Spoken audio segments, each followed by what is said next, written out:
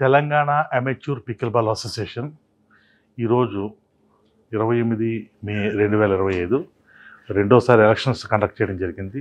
దీనికి ప్రెసిడెంట్గా ఐజీ రమేష్ గారు ఐపీఎస్, లాజిస్టిక్స్ అండ్ ప్రొవిజన్స్, నేను డాక్టర్ దశరథ రామారెడ్డి వర్కింగ్ ప్రెసిడెంట్గా, అదేవిధంగా జగన్మోహన్ గౌడ్ గారు సెక్రటరీ జనరల్గా ఎన్నుకోవడం జరిగింది.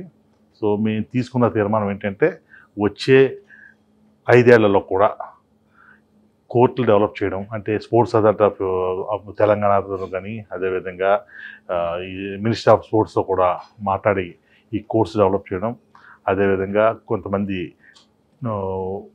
ఈ కోచెస్ని తయారు చేయడము, మంచి మంచి ప్లేయర్స్ తయారు.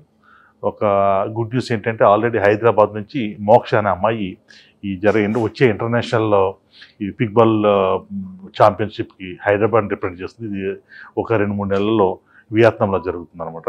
సో ఈ విధంగా తెలంగాణ స్టేట్ నుంచి మంచి మంచి ప్లేయర్ని పికప్ చేసి ఒలింపిక్ పంపించి తెలంగాణని ఈ పికిల్ బాల్ స్పోర్ట్స్లో నెంబర్ 1గా తీర్చిదిద్దడానికి మేము అందరం కంకణం కట్టుకున్నాము.